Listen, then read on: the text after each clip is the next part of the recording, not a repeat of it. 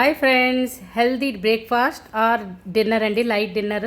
అంటే ఎప్పుడు మన గరికపాటి గారు చెప్తుంటారు చూడండి, ఉప్మా అంటే అన్నీ పడేసి బజార్లో దొరికేవన్నీ పడేసి చేసుకోవడం కాదని. అలాగే నేను చాలా సింపుల్గా చేస్తున్నానండి వేళ. చూడండి, దానికి ఒక స్పూన్ ఆయిల్ వేసుకొని ఆవాలు, మినప్పప్పు, శనగపప్పు, అలాగే కొద్దిగా కరివేపాకు, ఎండుమిరపకాయ, పచ్చిమిరపకాయ, అల్లం, అంతే అవే పోపండి. అదంతా వేగిన తర్వాత కొద్దిగా ఇంగు వేసుకొని తర్వాత కొద్దిగా పెసరపప్పు వేసుకుంటే బాగుంటుంది. ఎందుకంటే నేను వేళ బియ్యం రవ్వతో చేస్తున్నానండి. చూడండి, దానికి రవ్వ మనం 1 కప్పు తీసుకుంటే 2 కప్పులు వాటర్ యాడ్ చేసుకుని వాటర్ బాయిలింగ్కి వచ్చేటప్పుడు ఆ రవ్వ కలుపుకుని, అంటే ఇది బియ్యం రవ్వ కాబట్టి మనమేమో కుక్కర్లో చేసుకుంటే బాగుంటుందండి. కుక్కర్కి 2 కూతలు రానిస్తే కనుక మంచి చక్కని ఉప్మా తయారవుతుందండి. చాలా బాగుంటుంది. పెసరపప్పు వేసాం కదా, చాలా కమ్మగా ఉంటుంది. మీరందరూ కూడా ఈ ఉప్మా ఇలా ట్రై చేసి మీకు ఎలా వచ్చిందో కామెంట్ పెట్టండి. అలాగే దీన్ని ఏంటంటే మనం ఇప్పుడు కొత్త ఆవకాయలు వస్తుంటాయి కదా, అయితే కొత్త ఆవకాయతో కానీ లేదంటే మాగాయ పచ్చడితో కానీ ఈ ఉప్మా తీసుకుంటే కనుక చాలా బాగుంటుంది.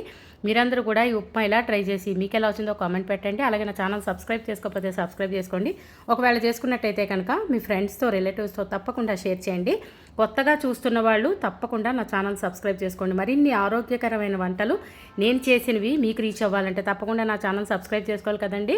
So please subscribe to my channel friends. Thanks for watching. అమ్మ వంటిల్లు, మన ఆరోగ్యం మన చేతుల్లో. కమ్మని ఉప్మా మీరు కూడా ఇలా ట్రై చేయండి ప్లీజ్. Thank you.